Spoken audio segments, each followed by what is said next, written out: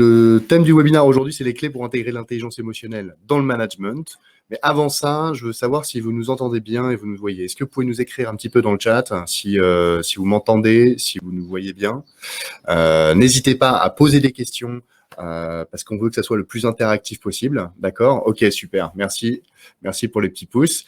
Ce webinaire sera dispo en replay sur la chaîne de Team Builder.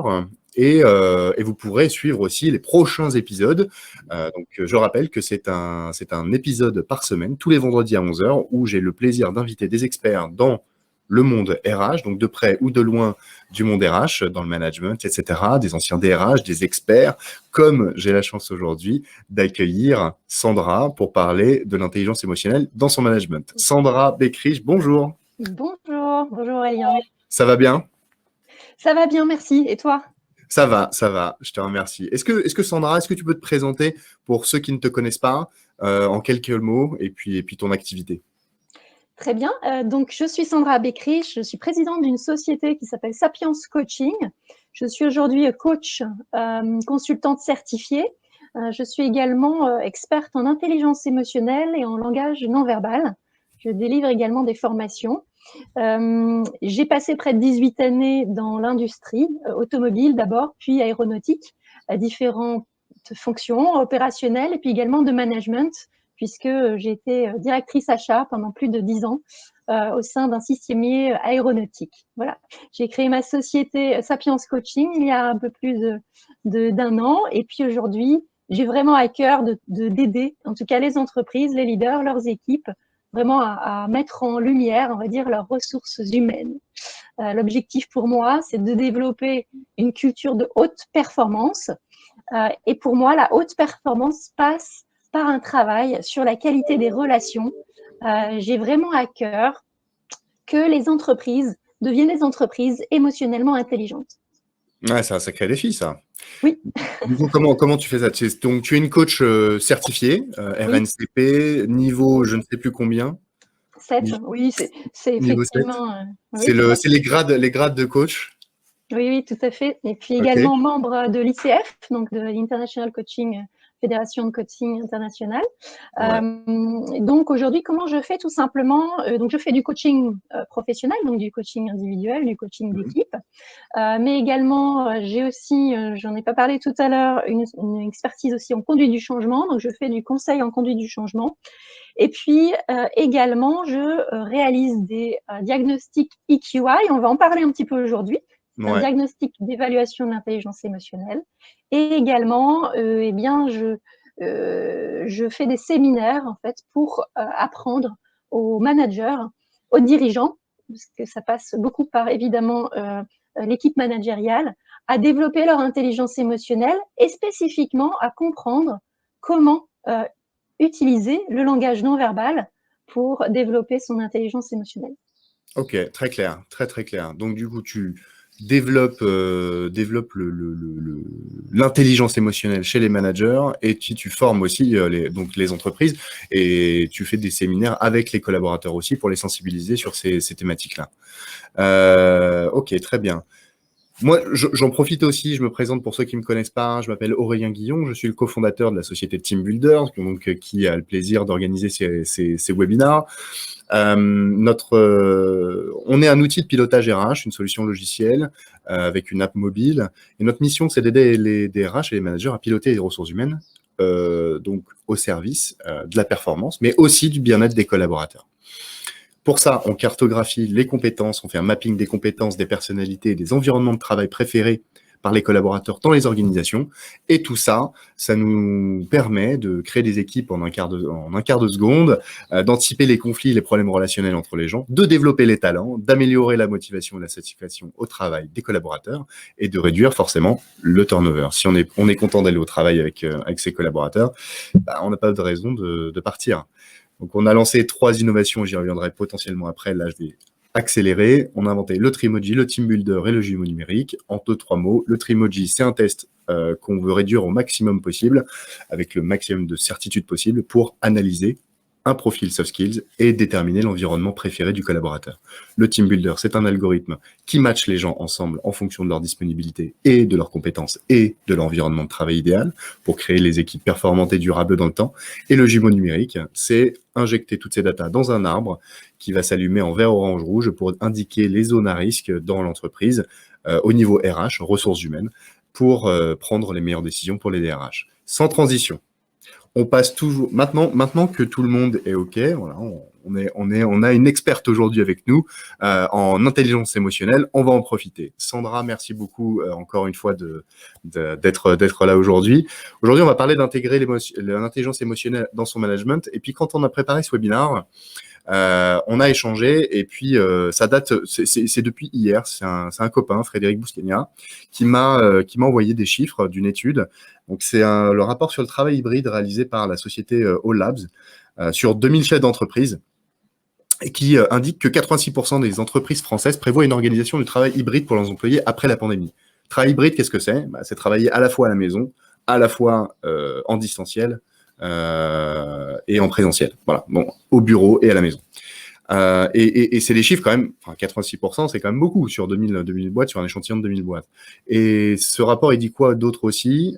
Il dit qu'il y a un tiers des entreprises françaises, donc plus de 30%, qui prévoient d'embaucher des collaborateurs seulement en fonction de leurs compétences et plus en fonction de la proximité du bureau. C'est-à-dire que il y a des boîtes, là maintenant, ils vont se mettre à recruter des gens à distance et sans les connaître en fait.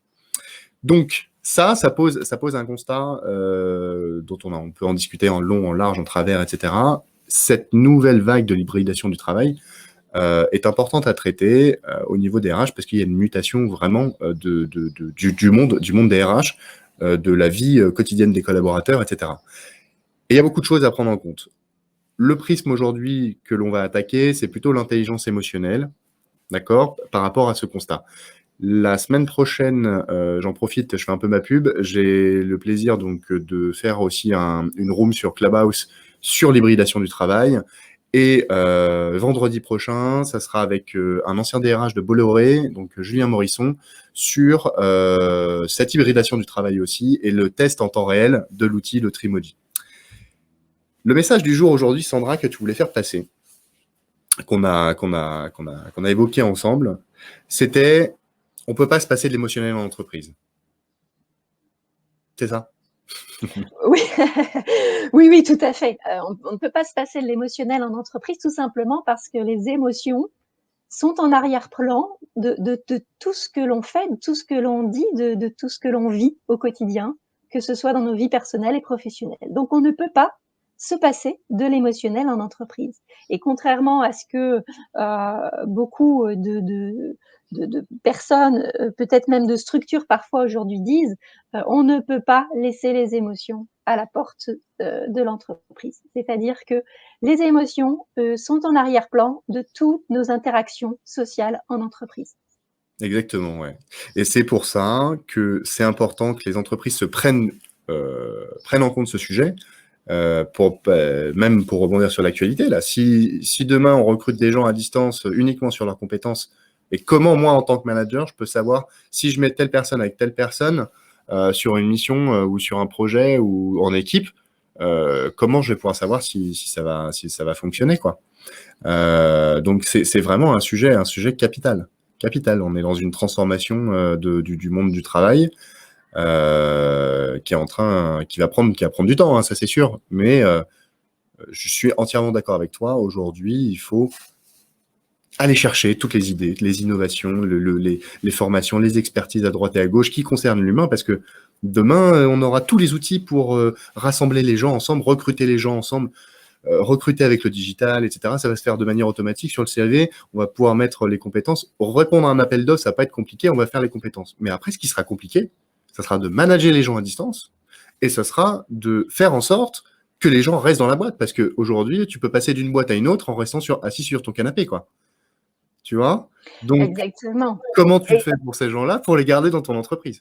Et d'autant plus que je dirais que le travail à distance ne désengage pas l'entreprise et le manager de s'intéresser à comment se sentent finalement les collaborateurs. C'est-à-dire que c'est pas parce qu'il y a un travail à distance que on doit s'affranchir, d'apprendre à se connaître, apprendre à comprendre finalement comment fonctionnent les uns et les autres pour travailler ensemble. On doit continuer à travailler ensemble. Donc, il est important pour, évidemment, tout manager de s'intéresser en fait à son équipe, aux membres de son équipe. Et comment fait-on pour savoir comment se sent notre interlocuteur ou même les partenaires commerciaux, par exemple, dans un contexte de travail à distance notamment. L'intelligence émotionnelle, en quelques mots, c'est pour ceux qui sont complètement, on va dire, profanes du sujet, c'est quoi? En une phrase, l'intelligence émotionnelle, c'est savoir reconnaître les émotions rapidement. Oui, je dirais qu'en 4 mots, l'intelligence émotionnelle, c'est cette capacité à identifier les émotions, c'est la capacité à comprendre ces émotions, à réguler les émotions, à exprimer ces émotions et composer avec les émotions. Donc les siennes et puis celles des autres. C'est ça, c'est une intelligence parce que les émotions sont intelligentes. Ok, très clair. Donc il ne faut pas avoir peur d'exprimer ses émotions. Alors, il ne faut pas avoir peur des émotions parce que les émotions sont nos alliés. Les émotions, c'est une boussole, c'est un radar. Les émotions sont juste là pour nous apporter une information sur un besoin satisfait ou insatisfait. Okay. Heureusement que l'on ressent des émotions et heureusement pourquoi? Parce que les émotions, tout simplement aussi, pour ceux qui ne savent pas, le mot émotion vient de ex movere, qui veut dire se mettre en mouvement en dehors. D'accord?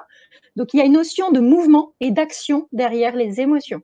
Donc, heureusement que nous vivons des émotions, que nous ressentons des émotions, et notamment en entreprise aussi, parce que c'est ce qui nous fait bouger, c'est ce qui nous fait agir voilà, en fonction des différents déclencheurs. En entreprise, exprimer ses émotions, c'est pas super simple non plus. Non, c'est pas simple. Et alors la difficulté, c'est que souvent, ce n'est pas simple parce qu'il y a une certaine peur, en fait. Ouais. À la fois, la personne qui ressent une émotion peut avoir une crainte, une peur quant à exprimer ses émotions par rapport au comportement ou à l'impact de l'expression de son émotion. Et puis, de manière générale, au niveau du management aussi souvent, eh bien, c'est parce qu'on ne connaît pas suffisamment le rôle des émotions que s'installe une peur, en fait. On ne sait pas comment on va devoir réagir. Comment je fais en tant que manager quand je vois la tristesse d'un collaborateur? Je me sens désarmée. Peut-être que j'ai essayé d'adopter différentes techniques de communication, mais ça n'a pas fonctionné. Et donc, finalement, je me dis, non, les émotions, je n'y touche pas. Parce pour toi, le rôle d'un manager, c'est aussi d'accompagner émotionnellement un collaborateur. Par exemple, je me dis, bon, bah, j'ai un collaborateur, il a perdu son papa ou sa maman, il est en deuil, il ou elle est en deuil. C'est mon rôle de manager d'aller accompagner émotionnellement cette personne? Alors, ce n'est pas le rôle du manager d'accompagner le deuil, par exemple, de cette personne, hein, dans sa globalité, parce qu'il y a des experts pour ça en dehors, bien sûr, et puis ce n'est pas le rôle du manager ni de l'entreprise. Le rôle du manager dans ce cas de figure-là, c'est tout simplement qu'il ne peut pas s'affranchir de l'impact de l'émotion que ressent son collaborateur sur la relation qu'il entretient avec lui ou la collaboration. Donc, là, on va parler d'empathie. C'est-à-dire que le manager, son rôle, c'est de faire preuve d'empathie. L'empathie, c'est malheureusement souvent confondu avec la sympathie. Ouais. Mais l'empathie, pour moi, l'empathie va au-delà de simplement être capable de se mettre à la place de l'autre ou de ressentir ce que l'autre ressent. Pour moi, l'empathie, c'est aussi être capable de comprendre quels sont les besoins qui sont cachés derrière les émotions de l'autre et de communiquer de manière efficace, productive et bienveillante, bien sûr, avec son interlocuteur. Donc, le manager, dans ce cas de figure-là, l'exemple que tu as montré, a une responsabilité, oui, pour faire preuve d'empathie, d'accueillir l'émotion de son collaborateur, d'en tenir compte aussi au niveau collectif. On en parlera à la fin du webinaire, mais une équipe émotionnellement intelligente, elle s'intéresse en fait à comment se sentent les autres, sans forcément chercher à savoir l'origine ou même aller trop loin d'un point de vue personnel, j'entends, Mais dans tous les cas, quand on démarre une réunion, il est important de savoir comment se sent chacun. Je ne t'ai pas demandé d'ailleurs comment tu te sentais, Aurélien, tout à l'heure, mais je crois que tu as dit que ça allait bien. Ça va, ouais. Je t'ai répondu, je t'ai dit ça va. Ça va. Et toi, ça va? Bien. Oui, ça va bien, merci. Et c'est important en fait de faire cette boucle-là, notamment une des clés, on appelle ça la météo des émotions. C'est-à-dire en début de réunion, quand on est avec une équipe, c'est tout simplement demander comment chacun va. Comment vous vous sentez? Quand tu as le contexte des gens qui sont autour, le ça va pour moi, c'est même quand ça va pas, tu dis ça va. Est-ce que tu as déjà entendu un ça va pas? Et quand tu as un ça va pas, c'est que ça va vraiment pas, quoi. Voilà, donc Les en gens fait, salut, ça va? Salut, ça va? Salut, ça va? Tu vois, ouais, ça s'arrête là, effectivement. Il n'y a même pas de réponse parfois. Donc là, en fait, faire preuve d'empathie, c'est pas ça. Faire preuve d'empathie, c'est de demander sincèrement à l'autre comment il va et de s'intéresser réellement à comment il va. en Et posant ça, les ce 2 mains sera. sur les épaules comme ça? Tu poses les 2 mains sur les épaules, tu fais: «Comment tu vas aujourd'hui?» C'est Alors ça? en visio, ça devient compliqué. Pas spécifiquement, mais écoutez la réponse. Être dans l'écoute active évidemment, écoutez vraiment la réponse.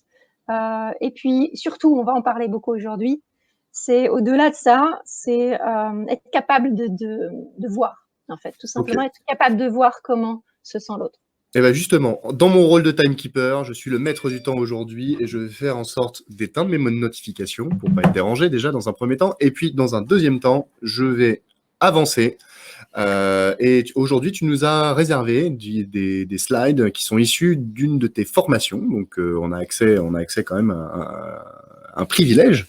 Merci. On ne pourra pas mettre malheureusement les slides à disposition comme on le fait de temps en temps aux personnes qui nous regardent, si j'anticipe la question, parce que ces slides sont propriétaires d'une société qui travaille aussi avec toi, qui est allemande, me semble-t-il, Oui. qui est spécialiste dans l'intelligence émotionnelle aussi.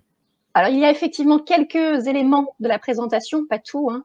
Il y a quelques éléments de la présentation qui sont effectivement de leur propriété. Donc là, on parle ici d'une académie qui est l'académie Ehlers, l'académie allemande de l'intelligence émotionnelle. C'est une académie fondée par Dirk Ehlers qui est très très connue en Allemagne, encore peu en France, néanmoins qui vise finalement à former et à développer l'intelligence émotionnelle au travers de la compréhension du langage non verbal, au travers du coaching émotionnel et de la régulation émotionnelle. Donc Ok, c'est voilà, tout simplement. ok, ça roule.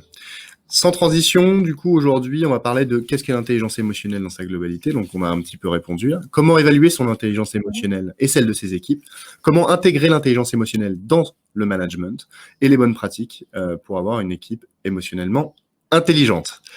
Sans transition, du coup, l'intelligence émotionnelle, on en a parlé un petit peu. Là, tu y as une phrase, 90% de notre temps est basé sur une émotion en arrière-plan, c'est-à-dire? Oui, c'est-à-dire que la plupart du temps, même d'ailleurs quand on dort ou quand on rêve, on ressent des émotions. Mais au-delà du sommeil, 90% de notre temps est basé sur une émotion en arrière-plan, c'est-à-dire que les émotions sont présentes dans toutes nos activités, tous nos échanges à caractère émotionnel. Bon, bien sûr, si on échange ensemble sur des chiffres ou sur une situation très factuelle et qu'il n'y a pas spécifiquement de caractère émotionnel à notre échange, il n'y aura pas spécifiquement de sensation, d'émotions particulières. Mais quand même, aujourd'hui, notamment au travail, mais évidemment dans nos vies personnelles, on ressent des émotions de manière presque continue. Et ce qu'il faut savoir, c'est que, je vais le dire à ce moment-là, c'est que les émotions sont des réactions psychosociales. Alors pourquoi? Parce que ce sont des réactions biologiques, d'accord, qui sont déclenchées par notre système limbique. Psychologiques parce qu'elles font appel à des processus mentaux, notamment l'attention, la perception, et sociales parce que de toute manière, les émotions sont à la base de nos interactions sociales. Pourquoi? Parce que l'évolution a finalement montre que c'est grâce aux émotions que l'on communique et qu'il est important pour l'autre de voir comment nous nous sentons. Donc, en cela, en fait, les émotions sont des phénomènes sociaux. Et donc, sur ce point-là, au niveau de l'intelligence émotionnelle, ce qui est intéressant de voir, c'est que selon une étude récente, l'intelligence émotionnelle des leaders, notamment, prédit mieux la performance des équipes que l'intelligence cognitive générale. Ça ne veut pas dire qu'elles le remplacent. Donc, elles sont complémentaires. C'est pour ça que c'est indiqué EQ plus IQ égale success. Mais c'est quand même très important à prendre en compte, puisque les managers, en fait, qui sont émotionnellement intelligents, vont être capables, par exemple, d'exprimer leurs émotions. Et le fait d'exprimer ces émotions en tant que manager, cela permet de susciter davantage d'adhésion sans pour autant perdre son statut de leader. Et ça, c'est très important parce que souvent, les émotions ont été considérées pendant des années comme étant l'expression émotionnelle, plutôt une faiblesse, tout simplement parce qu'on associe les émotions au pathos, c'est-à-dire aux troubles psychologiques. Ouais, et puis les garçons, ça pleure pas, quoi. Voilà, les garçons, ça pleure pas. Alors, on est dans le comportement, parce que pleurer, c'est le comportement. Mais l'émotion, par exemple, de déception, de tristesse, un manager qui est capable de dire qu'il est déçu ou qu'il est triste de quelque chose va susciter plus d'adhésion sans pour autant perdre son statut de leader. Aussi, le fait qu'un manager va être capable de c'est exprimer ses émotions, c'est pas montrer ses émotions. Alors, dire, là, en ce moment, oui. triste. C'est pas montrer la tristesse. Alors, de toute manière, on montre nos émotions de manière inconsciente. Puisqu'on va le voir après, avant que notre cortex préfrontal ait conscience de l'émotion que l'on ressent, c'est ce qu'on appelle un sentiment, l'émotion qui est née dans notre système limbique va s'afficher sur notre visage de manière inconsciente. Donc, de toute manière, quelqu'un qui dit « moi, je ne montre jamais mes émotions », c'est faux. Certes, il va peut-être essayer de vouloir contrôler son expression faciale, par exemple, mais au moment où il est conscient de son émotion et qu'il veut la contrôler et contrôler son expression, il a déjà manifesté des signaux émotionnels sur son visage qui correspondent à son émotion. Donc ça, c'est très important. Il y a deux niveaux d'expression émotionnelle. Il y a un niveau inconscient, c'est celui-là, et puis le niveau conscient avec la verbalisation et, comme tu dis, exprimer ses émotions avec des mots ou avec un comportement plus volontaire dans ce cas, plus conscient. Donc, voilà. Donc vraiment, ce qui est important pour moi, c'est que les managers soient en capacité de comprendre le fonctionnement des émotions de manière à bien percevoir et bien les différentes nuances des états émotionnels de ses collaborateurs. C'est important de savoir si un collaborateur est plutôt un petit peu inquiet. Comment tu fais maintenant avec le travail hybride, du coup, pour savoir ça? Comment tu fais pour une personne à distance, c'est beaucoup plus compliqué. Tu n'as pas ces signaux faibles. Quand tu vois quelqu'un arriver au bureau le matin et que tu vois qu'il a des cernes et machin, ça va pas très bien, etc., tu peux déduire que ça va pas. Tu peux déduire et puis les micro-expressions aussi du visage. Alors justement, l'avantage de la visioconférence, c'est qu'on a le visage sans masque. Et alors, sans masque, ça dépend, parce qu'il y a des groupes qui portent le masque encore. Mais en tout cas, on a le visage. Donc ça, c'est l'avantage de la visioconférence, c'est qu'on va se focaliser sur le visage. Certes, on n'aura pas le reste du corps, on n'aura pas le comportement pieds-jambes, etc. Mais à l'arrière, je vais vous dire, c'est pas la priorité. C'est-à-dire le premier canal de reconnaissance des émotions, ce sont les micro-expressions faciales, c'est le visage. Et ensuite, c'est la voix. Donc, vous avez déjà en fait deux canaux ici, que sont le canal des micro-expressions faciales et la voix, qui renseignent énormément, qui donnent des informations très, très fiables sur l'état émotionnel. Donc, on peut le faire à distance. Okay, je suis ingénieur, là, tu viens de me donner une idée, mais je pense que ça existe déjà, ou pas, j'en sais rien, un algorithme qui détecterait les micro-expressions du visage en visio pour te dire ton collaborateur ou la personne avec qui tu as été a fait un micro-sourire X fois, a éprouvé du dégoût sur tel truc, etc., etc. Alors, il est vrai que ça existe, mais pour des applications, notamment pour toutes les enquêtes policières et la sécurité. Ah, ok. Vous connaissez la série Lie to Me, tout le monde connaît la série Lie to Me avec les apports de Paul Ekman pour voilà. Mais moi, je dirais que plutôt que de faire appel à un outil externe, même si c'est tout à fait possible, ce qui est encore déontologiquement et éthiquement questionnable. Ouais. Je pense qu'on a tout intérêt plutôt à ce que l'humain comprenne comment l'humain fonctionne. Donc, que l'on apprenne à comprendre le fonctionnement de l'humain et le fonctionnement notamment socio-émotionnel de l'humain, et donc que chacun, en fait, puisse apprendre et pratiquer l'intelligence émotionnelle à son niveau. Ok. Donc, Comment d'ailleurs, on mesure le quotient émotionnel, Sandra? voilà. Donc, exactement ce que effectivement vient de dire, c'est que l'avantage d'évaluer son fonctionnement social et émotionnel au travers d'outils comme celui que j'utilise, qui est l'outil EQI, permet d'avoir une vision globale de ses compétences humaines, ses compétences émotionnelles. D'accord ? Il existe différents outils. Je suis aujourd'hui certifiée EQI parce que l'EQI, c'est l'outil le plus reconnu dans le monde pour l'évaluation de l'intelligence émotionnelle. Il a été utilisé par plus de 3 millions de personnes aujourd'hui.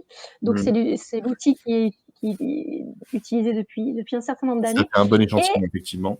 voilà. Et puis, il est validé scientifiquement, ce qui est très important quand on touche au domaine, évidemment, des compétences humaines.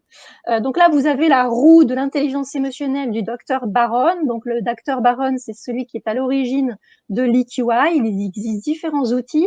L'EQI, c'est un modèle mixte, qu'on appelle mixte, c'est-à-dire c'est un mix entre les habiletés et les traits de personnalité. Il existe d'autres outils qui sont soit purement habileté, soit purement traits de personnalité. En tout cas, celui-ci regroupe 5 échelles qui sont la perception de soi, l'expression individuelle, les relations humaines, la prise de décision et la gestion du stress. Donc, au travers de cet outil que l'on peut dispenser pour un collaborateur, que l'on peut dispenser pour un leader, puisqu'il y a un rapport spécifique pour les leaders, puisqu'il permet de mettre en corrélation les aptitudes des meilleurs leaders avec les compétences émotionnelles.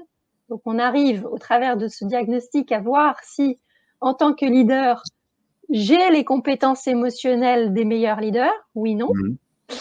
Et ensuite, cela permet bien d'avoir une vision exhaustive de ces différentes compétences, de se comprendre quelles sont celles qui sont plutôt fortes, celles qui sont plutôt faibles, mais on travaille toujours dans l'idée que c'est la personne qui choisit les compétences humaines qu'elle souhaite développer dans le cadre de son objectif, et ensuite on travaille sur cela.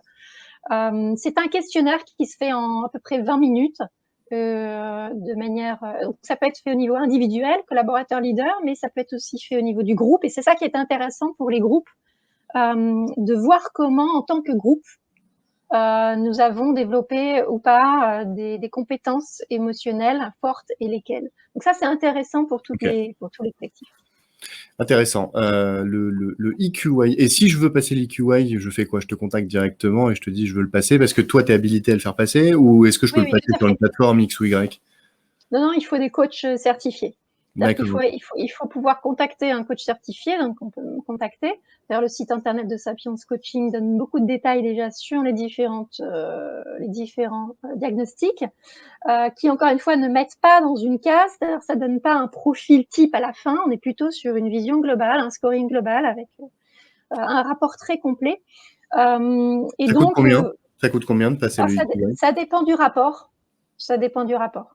Donc, si c'est des rapports individuels, il y a différents tarifs entre collaborateurs et puis leadership. Bon, il faut compter entre 300 à 450 € le diagnostic individuel, donc collaborateur ou leader. Et ensuite, il y a des devis spécifiques pour les groupes. Et ensuite, une fois que tu as l'évaluation, tu as les sessions de coaching si tu veux t'améliorer. Et parce que, en fait, il faut en faire quelque chose. C'est-à-dire que c'est un. Oui, alors en fait, il y a plusieurs étapes. D'abord, la personne passe le questionnaire. C'est le coach certifié qui reçoit le rapport, et il va y avoir un premier échange qu'on appelle le débriefing. Donc, il y a un débriefing d'1h15 dispensé par le coach certifié. Donc là, déjà, il va y avoir beaucoup d'échanges, de prise de conscience, mais aussi de travail pour comprendre comment peut finalement se développer la personne. Donc, la personne va elle-même commencer à établir son plan de développement. Et ensuite, en fonction du contexte, il peut y avoir un coaching individuel ensuite. Ok, ça marche, ça roule, très clair, très très clair. Du coup, comment intégrer l'intelligence émotionnelle dans son management? Alors, donc, il y a pour moi 4 grands axes, finalement, pour intégrer l'intelligence émotionnelle dans le management. Là, je vous indiquais, hein, les émotions sont les fenêtres ouvertes sur nos besoins. Donc, c'est vraiment ce qu'il y a au cœur de l'intelligence émotionnelle. Les 4 axes sont d'abord la capacité à créer de l'alliance, c'est-à-dire un lien émotionnel avec ses équipes. Ça, c'est le premier axe. Ensuite, c'est de, évidemment, comprendre les émotions, mais d'être capable, en tant que manager, d'exprimer les émotions, les siennes, et puis permettre à l'autre de réguler ses émotions. Évidemment, soi-même aussi, on régule nos propres émotions. Le troisième axe, c'est de comprendre la dynamique des besoins qu'il y a derrière les émotions. Pourquoi? Parce que si on s'arrête là, à simplement l'expression émotionnelle, et qu'on n'entre pas dans une communication qui est dynamique, en fait, une communication en résonance avec les besoins de l'autre, on se limite. Donc, le manager émotionnellement intelligent est capable d'entrer en communication avec les besoins de son interlocuteur. Alors, on parle des managers et des équipes, mais si on parle d'un partenaire commercial, il est important de voir si notre partenaire commercial porte un intérêt sur la présentation qu'on est en train de lui faire, s'il est plutôt sceptique, s'il est plutôt déçu par la présentation. Et tout ça, on va le faire notamment grâce au langage non verbal. D'accord, ok. Quand tu dis que les émotions sont les fenêtres ouvertes sur nos besoins, c'est que, en gros, quand tu exprimes une émotion, ça traduit directement de ce dont tu as besoin? Oui, c'est-à-dire que chaque émotion a un déclencheur et une fonction. D'accord? Alors, je l'ai dit tout à l'heure, les émotions sont des réactions biopsychosociales, mais surtout aussi de courte durée. Contrairement à l'humeur, c'est un état qui est beaucoup plus long dans la durée. Plus D'accord? Les constant. Ouais. émotions sont des phénomènes courts. Donc, non seulement c'est des phénomènes courts, mais le déclencheur de l'émotion a lieu juste avant la manifestation de l'émotion. Donc, ça veut dire quoi? Si on rappelle les émotions pour que les gens comprennent un petit peu, parce que je pense Oui. qu'il faudrait peut-être... Oui. Je viens de penser à une image. Le dégoût, c'est une émotion. Oui. Quand tu es Alors, dégoûté par un truc, tu fais ah, c'est dégueu. Ça, tu peux pas être dégoûté pendant toute une journée. exact, oui, alors oui, tout à fait. Alors après, Là, je viens de capter en fait que l'émotion est un instant court et l'humeur est à décorréler. Ok. l'humeur est à décorréler, le trait de caractère est à décorréler. Ce qui va se passer, c'est que la tristesse, par exemple, on peut être dans une humeur triste, d'accord, de manière assez récurrente, pendant toute une journée, par exemple. Mais quand on parle d'émotion ici, on est sur un déclencheur qui a enclenché une émotion et qui va nécessiter une action immédiate. Donc ça, c'est très important. C'est pour ça, pour répondre à ta question sur les besoins, quand on voit une émotion chez l'autre, il y a un besoin lié à la fonction de l'émotion. Donc quand on connaît les émotions primaires, alors les émotions primaires, pour résumer, il y en a 12, mais je vais vous parler des 7 émotions primaires qui sont reconnaissables uniquement avec le visage, qui sont la peur, la tristesse, La tristesse, ouais. la peur, la tristesse, la colère, le dégoût, le mépris, la surprise, la joie. Voilà, j'ai mes 7. Dans ces 7 émotions primaires, il y a des émotions qu'on appelle offensives. Donc, ce sont les émotions de colère, de mépris, de dégoût. Ce sont des émotions offensives dans le sens où leur fonction, c'est de nous permettre d'aller de l'avant, de combattre, de défendre nos idées, de défendre nos valeurs. Donc ça, ce sont les émotions offensives, qui sont plutôt des émotions d'énergie haute. Ensuite, il y a des émotions défensives, qui sont la tristesse, la peur. Là, on est sur des émotions défensives. Leur fonction, c'est plutôt le repli sur soi, se rassurer. Voilà. Pardon? La fuite. La fuite, oui. C'est La un fuite. danger. Voilà, quand il y a un danger, il y a la peur. Donc là, on est sur une menace. Donc l'objectif de ces émotions défensives, c'est plutôt le retrait de soi. Et puis ensuite, on a les émotions de coopération. Donc là, on est sur la joie. Il y en a d'autres, hein, mais qui sont pas dans les 7, mais qui sont l'amour, l'intérêt. Ce sont des émotions d'ouverture. Elles nous invitent à l'ouverture et au partage. Et elles nous invitent, elles nous donnent de la motivation. Donc ça, ce sont les émotions coopératives.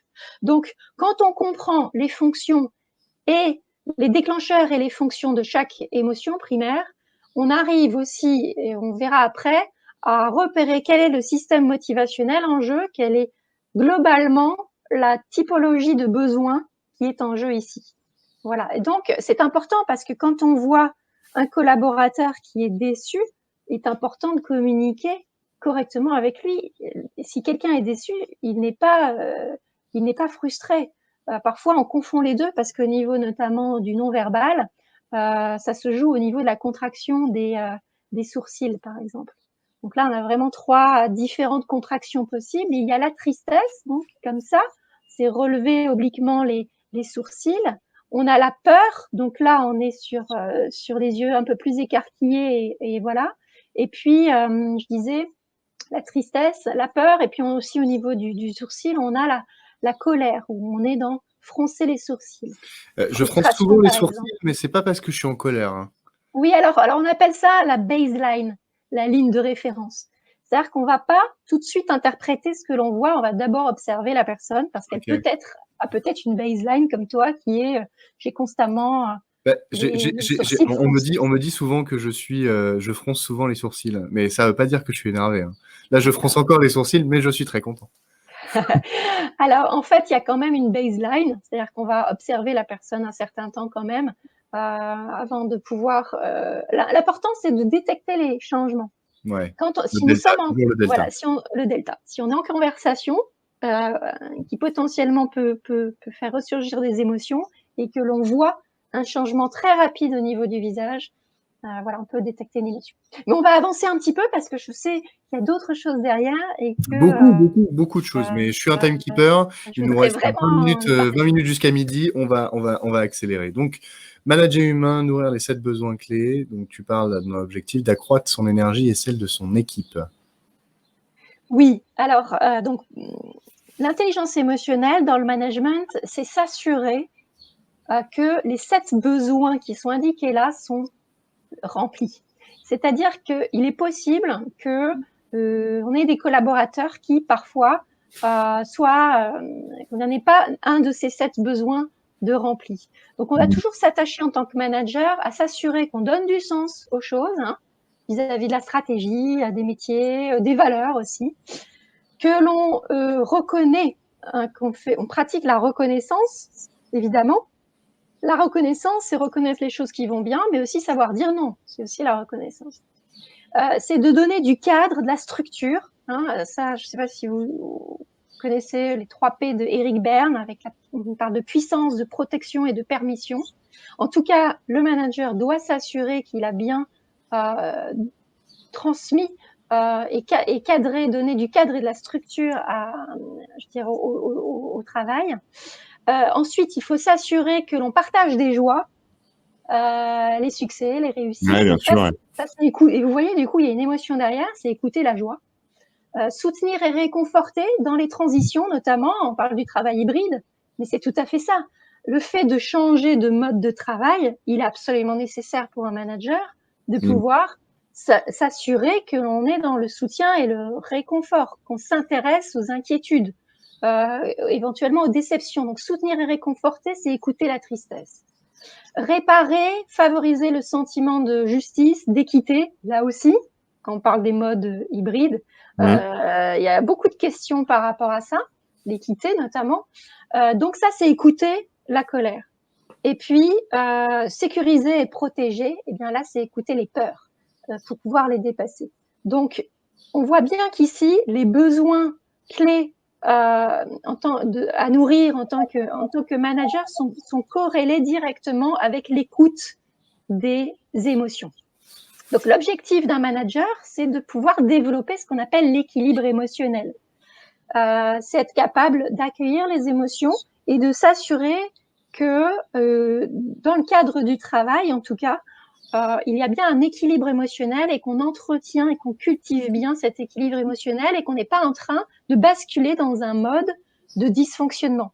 Un mode de dysfonctionnement, ça va peut-être être le fait que on est une personne ou deux qui est continuellement ressent des émotions désagréables.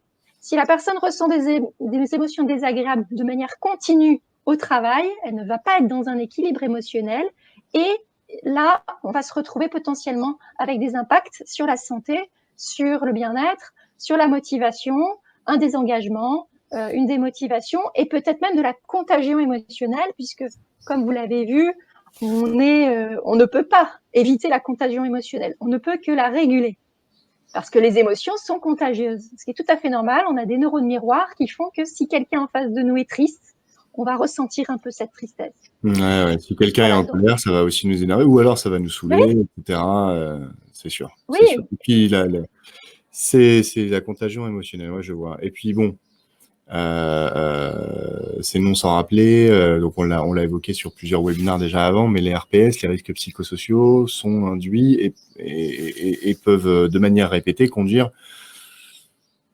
Les émotions sont le théâtre du coup de ce dont on a besoin. Si c'est fait de manière répétée et que c'est dans le mauvais sens, ça peut générer des boucles, on va dire, dans notre cerveau et entraîner des mécanismes de dépression.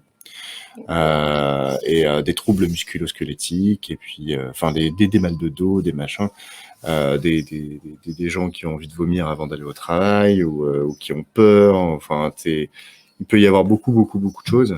Donc c'est là on parle d'un sujet qui est très sérieux quand même. Hein. Donc effectivement repérer les émotions. On a dit tout à l'heure que c'est des trucs qui sont éclairs. Donc savoir repérer quelque chose d'éclair permet d'avoir une indication sur ce qui se passe de manière constante sous-jacente. Donc c'est quand même assez important, quoi. C'est très important et notamment pour les managers, mais finalement ça concerne tout le monde, je dirais, parce que on a une certaine responsabilité, même en tant que collaborateur, faisant partie d'une équipe, d'être attentif aux autres, en fait, tout simplement. Et en tant que métier dans les ressources humaines, évidemment, c'est très important de pouvoir prendre la température de manière régulière et savoir repérer les signaux faibles, détecter les non-dits, repérer les objections non verbales parce qu'elles apportent énormément d'informations sur ce qui se passe réellement d'un point de vue émotionnel. Et tu disais tout à l'heure, on parle d'émotions dysfonctionnelles quand effectivement de manière récurrente on vit des émotions désagréables. Je ne parle pas d'émotions négatives, vous avez compris, les émotions sont désagréables parce qu'elles ont quand même un rôle, ces émotions. La colère a un rôle, le mépris a un rôle, elles ont une fonction, donc elles sont utiles.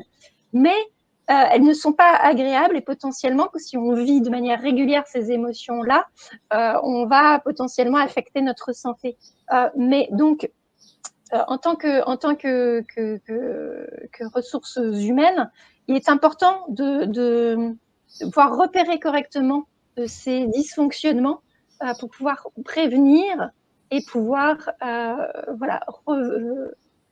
permettre de réguler tout simplement les émotions. Exactement. Donc, les ingrédients essentiels pour créer et cultiver le lien, tu dis avoir une vision positive de l'être humain, être proche de ses équipes et faire preuve d'empathie cognitive. C'est ce qu'on vient de dire, en fait. Donc, rester positif, faire attention à qui on a autour et puis avoir de l'empathie plutôt que de la sympathie. Alors, le premier point, plutôt que rester positif, c'est plutôt avoir une vision positive de l'être humain, si tu veux. C'est-à-dire ne pas avoir de préjugés. C'est facile à dire, mais on a tous des préjugés. Et en tant que manager, il faut faire attention en fait à notre langage intérieur, il faut faire attention à nos croyances, il faut faire attention à tout ça parce qu'en fait, potentiellement, si on pense que quelqu'un n'est jamais performant, il va se passer quelque chose que l'on va nous-mêmes nous comporter de manière différente avec cette personne-là, ce qui va entraîner peut-être de la non-performance de la personne. Donc, c'est comme avec un enfant. C'est comme avec un enfant. Si on lui dit mais tu es nul, tu es nul, tu es nul, tu es nul. En fait, pour coller à l'image que l'on lui donne, il va être nul parce qu'il est confortable avec ça. C'est-à-dire que son point de référence, c'est ses parents. et ses parents lui disent qu'il est nul, et donc du coup, l'enfant va se comporter de façon nulle pour coller à la vision que ses parents ont de lui. Et à mon avis, ça doit être aussi transférable à un manager et un collaborateur, même si c'est pas un enfant, mais au moins c'est son point hiérarchique, quoi. Donc si le mec il dit non, mais lui ça sert à rien et tout machin, le mec il va être déprécié et du coup il va se dire eh ben, en fait ça sert à rien que j'essaie puisque de base ma référence hiérarchique pense que je suis nul. Oui, Donc, je vais tout même à pas fait. essayer, ça sert à rien. Tout à fait, dans la communication aussi, c'est-à-dire que les mots que l'on va utiliser, la façon, le non-verbal, hein, qui est très important dans toute communication. Hein. Dans une communication à caractère émotionnel, il y a 93% du message qui passe au niveau non-verbal. Je parle bien de communication à caractère émotionnel. S'il y a de l'enjeu, si on est en train de discuter de nos valeurs respectives, par exemple, Aurélien, et que c'est très important pour toi, c'est important pour moi, potentiellement, il y a 93% du message qui va être non-verbal, et sur ces 93%, il y en a 55% qui vont se manifester par les micro-expressions faciales. Donc, en fait, notre communication non verbale, dans ce cadre-là, est très importante et donc nos pensées, potentiellement, vont affecter la façon dont on communique avec cette personne-là qui, encore une fois, le non-verbal va fortement l'impacter, d'autant plus si on est sur du mépris. Parce que le mépris est une émotion qui est utile pour retrouver de la supériorité, donc mais à haute dose, le mépris tue l'empathie. Ok.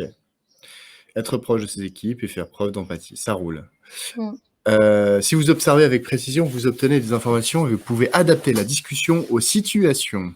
Donc oui, très clair. Savoir reconnaître de manière fiable les émotions. Je me permets d'avancer, tu timekeeper, il nous reste 15 minutes jusqu'à midi. Là, tu parles des expressions faciales comme système de signalisation fiable. Donc là, c'est vraiment savoir repérer en un quart de seconde. Et puis toi, tu as un test qui s'appelle mimique résonance, c'est ça? C'est savoir comment repérer facilement. Et tu as même un lien qui est mis à disposition. Oui, donc je crois que c'est dans trois slides, c'est peut-être pas tout de suite. Ah si, c'est là. C'est Mimic Résonance 24. Donc du coup, tu veux le mettre Alors, dans le chat? Oui, ce qui serait bien, c'est que je sais pas si tu peux, du coup, mettre le lien dans le chat. Je vais aller le faire. Hop, je vais aller parce que là, du coup, je sais pas si je peux le récupérer là comme ça. Je m'en occupe. Vas-y, tu peux continuer. Du coup, c'est un test à faire en 3 minutes. Alors, j'expliquais. Voilà, effectivement. Donc là, on vous donne un lien. Bon, compte tenu du fait que le webinaire est un peu court en timing, en tout cas, on n'a pas le temps de le faire en live, mais ça m'arrive de le faire en live. Ce que je vous invite à faire, c'est de cliquer sur ce lien pour que la page s'ouvre et que vous puissiez la voir sur votre ordinateur. Là, vous allez avoir l'opportunité d'accéder à un test qui est dispensé par l'Académie Alert Science of Emotions. Donc, c'est vraiment un test très bien fait, très scientifiquement éprouvé. Et vous allez pouvoir faire un test qui s'appelle le test READ 14. Donc, il y aura quelques explicatifs quand vous allez aller sur la page. Ce qui est important de savoir, c'est que c'est un test relativement court parce que vous allez voir 14 visages. Donc, vous allez devoir détecter des émotions, une émotion par visage. Et il y a seulement 10 secondes pour cliquer sur l'émotion que vous avez repérée. Donc, oui, ça va très vite. Je l'ai fait plusieurs fois.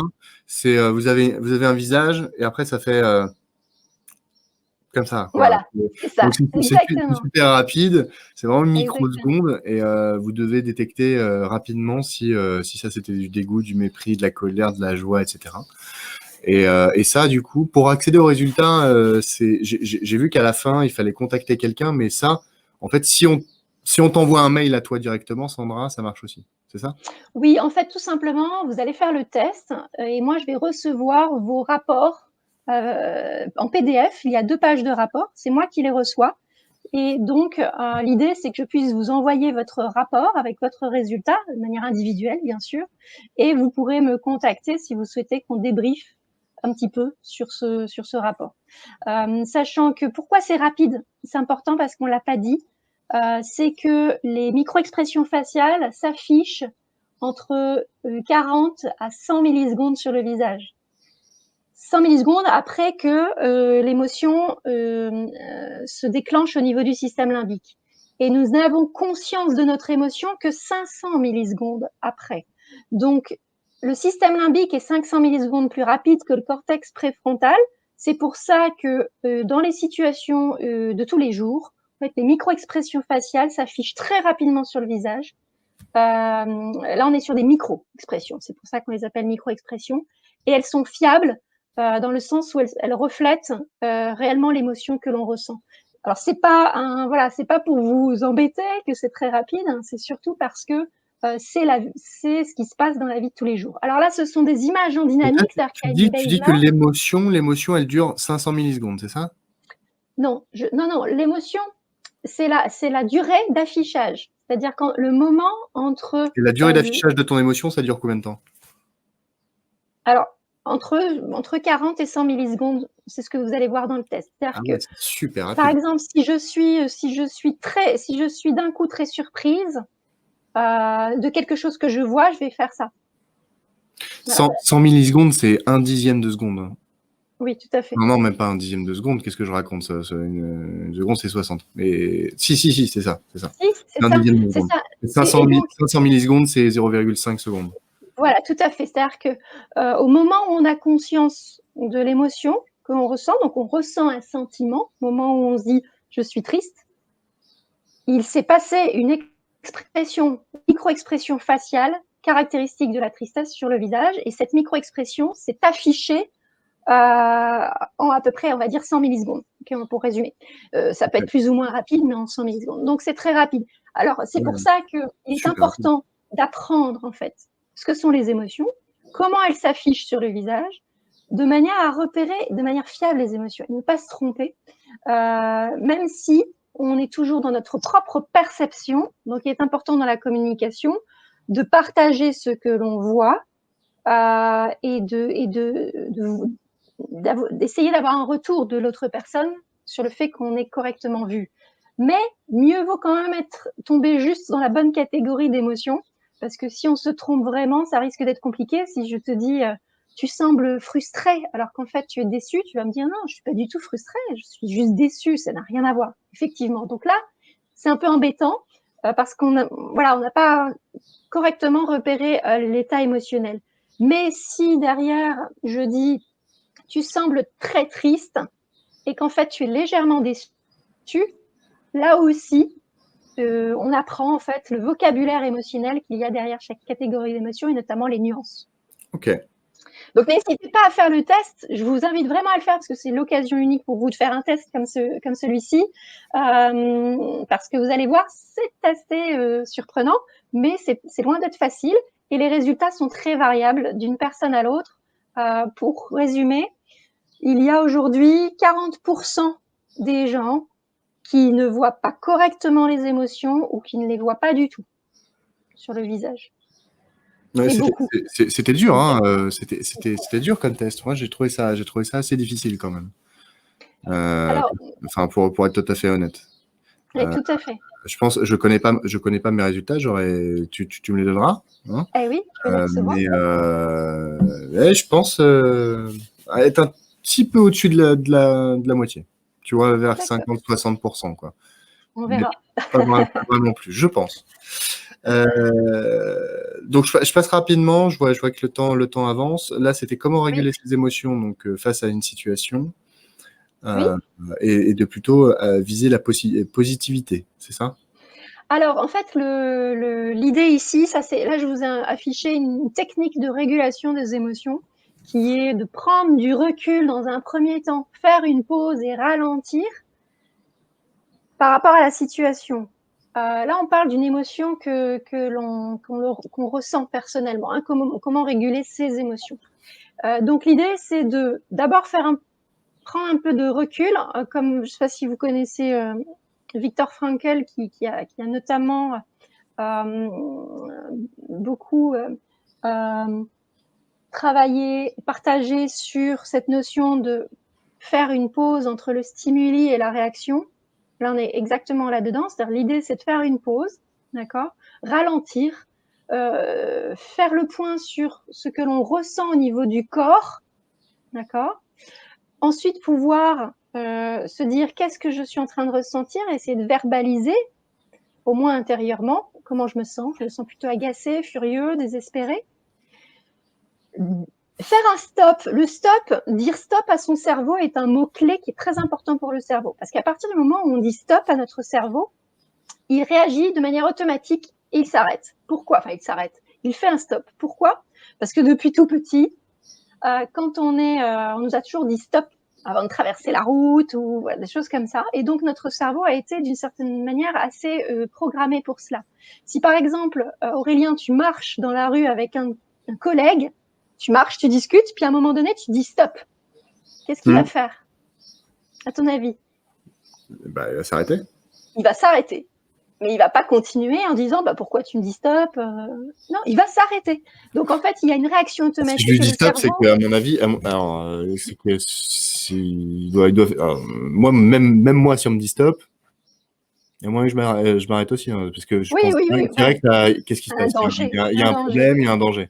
Voilà. Donc en fait, le fait de le dire volontairement à son cerveau, stop, ça a un effet similaire dans le sens où ça permet de prendre cette distance. Et ensuite, l'objectif, c'est de se demander quelles sont les ressources que l'on a à notre disposition pour réagir dans cette situation. Je me sens agacée ou frustrée. Comment je peux utiliser mes ressources dans cette situation? Que dirait une autre personne? Comment se comporterait un tel voilà, dans cette situation, etc. En tout cas, faire une sorte de réévaluation cognitive. Il y a évidemment dans la pause beaucoup de techniques de respiration qu'on peut faire. Il y a notamment une technique qui est assez connue. En plus de la technique de respiration, c'est la technique du papillon, je ne sais pas si vous connaissez, où il faut croiser les bras, et mettre une main sur l'épaule opposée et tapoter ses épaules. Et ça, il faut le faire 1 minute. Alors ça, c'est une technique très connue, notamment dans les techniques de régulation émotionnelle que font les coachs émotionnels. Si vous vous sentez dans une émotion forte et désagréable, vous pouvez faire ça pendant 1 minute et vous allez voir, ça transforme le ressenti corporel. Vous allez calmer votre amygdale, vous allez avoir votre rythme cardiaque qui va se ralentir. J'en profite, j'ai une question. On m'avait dit une fois que souffler sur son pouce, ça pouvait descendre ta colère. C'est vrai ça ou pas?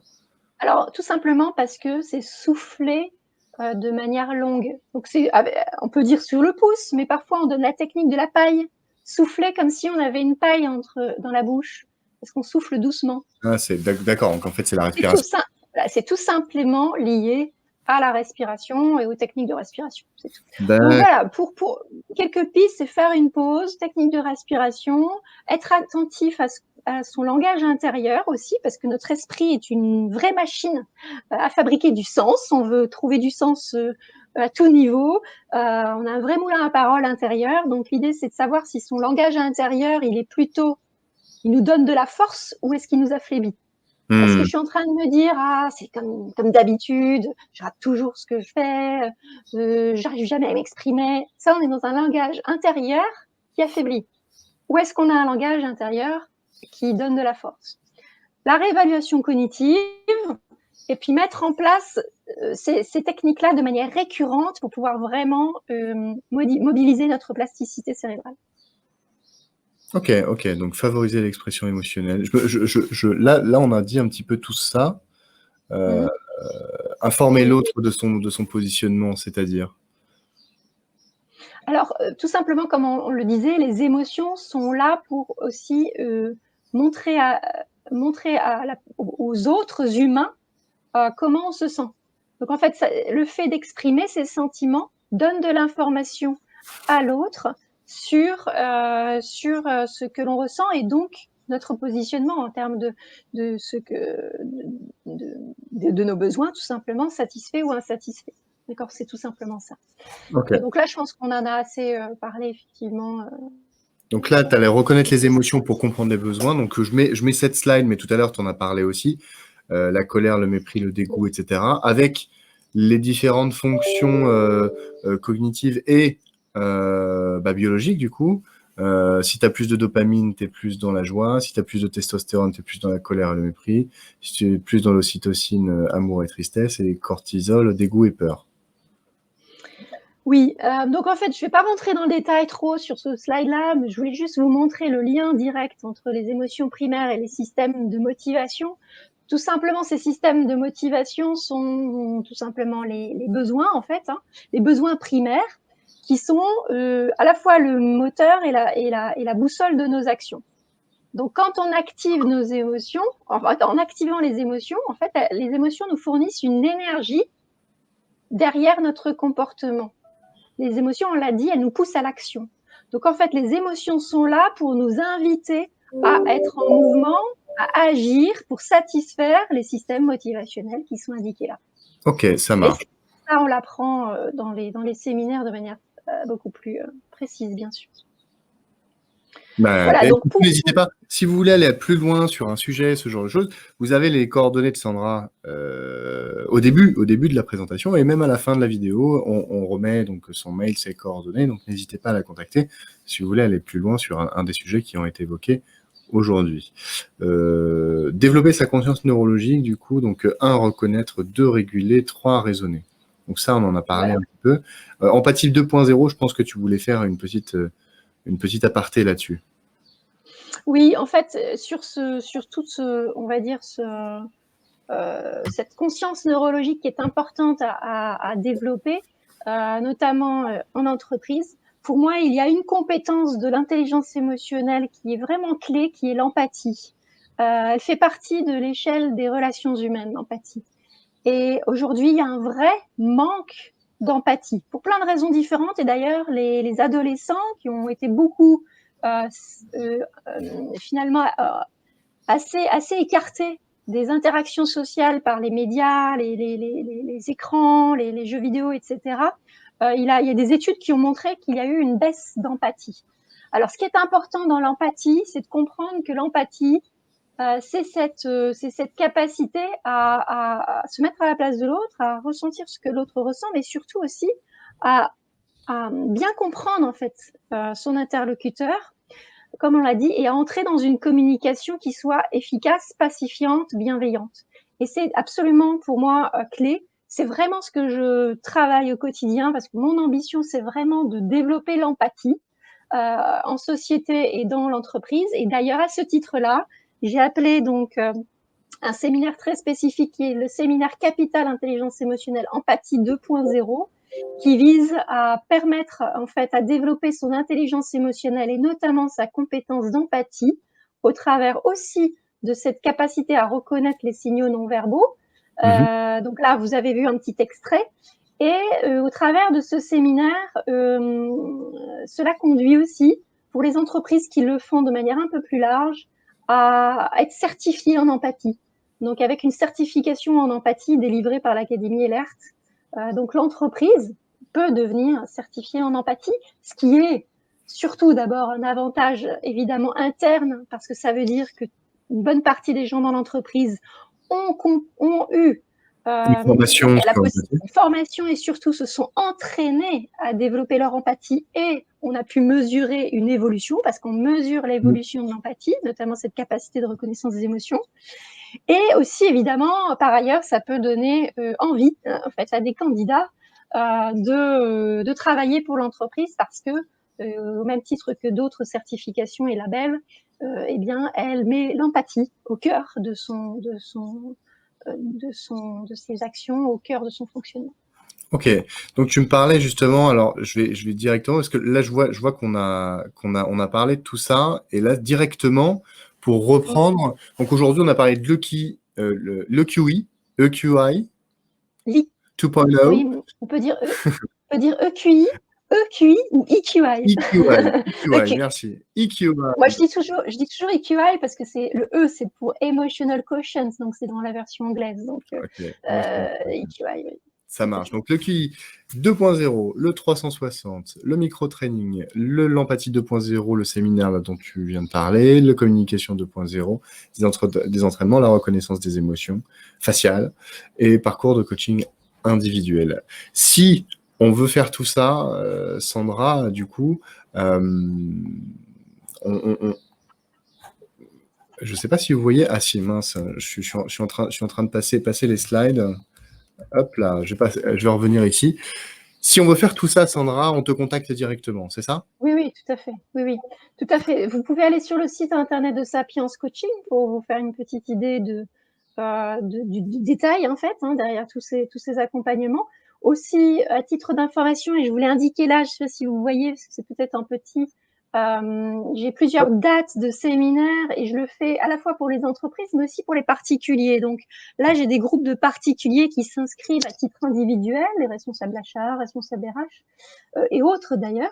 Et donc, je vous ai mis, je crois, spécifiquement pour aussi cette communauté, une offre spéciale pour le prochain séminaire des 19 et 20 juillet. Si ça vous intéresse, c'est 2 jours donc du séminaire Capitalieux Empathie 2.0. Vous avez le code qui vous permet d'obtenir ces 20% de réduction. Et puis Extra. si les dates ne conviennent pas, vous avez sur le site internet les autres dates prévues sur les mois de septembre, octobre, novembre. Il y a soit un format 2 jours, soit le format 4 fois 3 heures. Là, on parle bien des séminaires en ligne que je dispense pour les particuliers. Si vous êtes une entreprise et vous souhaitez développer ce séminaire pour votre équipe, ce qui est le cas pour certaines sociétés, dans ce cas, il faut me contacter directement pour qu'on puisse échanger sur le contexte. Et n'hésitez pas, n'hésitez pas. Ok, super. Merci Sandra pour ton intervention aujourd'hui. Merci. On en sait un petit peu plus sur qu'est-ce que l'intelligence émotionnelle et comment on doit agir en tant que manager avec ses collaborateurs et même de collègue à collègue. Hein, voilà. Savoir comment on a des outils pour savoir reconnaître un petit peu les émotions, se placer et pouvoir progresser. Merci à tous d'avoir suivi ce webinaire. La semaine prochaine, ne ratez pas, on a un épisode spécial sur le webinaire Hebdo RH sur le Trimoji, qui est une nouvelle façon de manager. Et je vous l'ai dit pendant la vidéo, Julien Morisson, ancien DRH chez Bolloré, va tester la solution en temps réel, donc la solution de TeamBuilder, dont je suis un des cofondateurs. Des prochains webinaires à venir, donc le référentiel de compétences, le prochain enjeu des entreprises, le matching professionnel, ça existe, les analyses de personnalité au service du management, et puis hier, j'ai eu une conversation avec quelqu'un qui est intéressé pour faire partie du webinaire, qui a une agence de formation au Canada et qui a une grande expertise du e-learning, alors que ce soit pour les étudiants, mais aussi dans les entreprises. Donc, on va parler aussi de l'hybridation du travail, de la formation, de tout ça. C'est au cœur des enjeux aujourd'hui. Donc, on va aller sur cette mouvance, si je peux m'exprimer comme ça. Très rapidement aussi, le message du jour, on le rappelle, les entreprises doivent investir dans le sujet de l'intelligence émotionnelle. Pourquoi? Parce qu'un collaborateur qui est content, qui est émotionnellement stable, qui sait reconnaître les émotions des autres, va prendre soin des autres. Les autres ont l'impression d'être mis en valeur. On prend soin d'eux. C'est un cercle vertueux. On est content d'aller au boulot. Les autres sont contents d'aller au boulot. Et ça sert quoi à la fin de la journée? L'entreprise, parce que voilà, on aime travailler avec nos collègues, on aime aller au travail, on se sent bien, on n'a pas peur, on n'a pas de RPS, de risques psychosociaux, on n'a pas de mal au dos parce qu'on a peur, on n'est pas en train de vomir dans sa douche avant d'aller au travail, etc. Reconnaître les émotions, c'est le point d'entrée pour commencer à rentrer dans ce petit cercle vertueux. J'ai bien résumé un petit peu le message du jour? Complètement, et je compléterai avec le fait que les meilleurs ambassadeurs dans l'entreprise sont les personnes qui vivent des expériences émotionnelles positives. C'est-à-dire que si on vit des expériences émotionnelles positives, équilibrées dans l'entreprise, notamment dans nos relations, on va être plus engagé, on va être plus coopératif et on va être les meilleurs ambassadeurs de l'entreprise. Donc, l'entreprise a tout à gagner dans ce sens à vraiment travailler sur la qualité des relations. C'était le mot de la fin. Est-ce qu'il y a des questions? Je ne vois pas beaucoup de questions. Mais il y a beaucoup de remerciements. Merci, Mehdi, merci Sandra, oui, très intéressant. Vanessa qui nous dit très intéressant. On n'a pas eu beaucoup d'interactions aujourd'hui. oui, Les gens, il reste quand même des gens sur la room qui nous écoutent encore. Donc d'accord. ça fait plaisir. N'hésitez pas du coup à regarder, à voir le replay et à transférer aussi cette vidéo dès qu'elle sera disponible. Mhm. Sandra, je vais te donner aussi le fichier vidéo pour que tu puisses l'exploiter, que tu puisses l'envoyer aussi à ta communauté en replay si tu le désires. Le replay sera disponible d'ici une semaine sur la chaîne Team Builder, la chaîne YouTube Team Builder. Et puis, on fait des communications régulières. C'est-à-dire que si vous êtes inscrit au webinar, on vous envoie aussi l'accès, les inscriptions au prochain webinar. Et puis, de temps en temps, je fais un petit récap en mettant les 3 derniers épisodes pour que vous puissiez avoir dans votre boîte mail, si jamais vous faites une petite recherche, l'accès rapide à tous les replays. Merci beaucoup Sandra d'avoir été Merci, là Aurélien. aujourd'hui. C'était un vrai plaisir. J'espère qu'on aura l'occasion de refaire un épisode parce que Avec plaisir. une heure c'est très court. Je conçois que l'exercice est difficile et qu'il y a beaucoup de choses à traiter. Oui, Donc je pense qu'on pourra se laisser le temps potentiellement sur un sujet encore plus précis la prochaine fois pour voir ce qui intéresse vraiment les gens. tout à fait. Avec grand plaisir. Merci beaucoup. Je vous Merci à souhaite à vous tous, aussi. du coup, une bonne après-midi, un bon appétit surtout, parce qu'il est midi, un bon appétit, une bonne après-midi et un bon week-end et à la semaine prochaine. Ciao! Au revoir.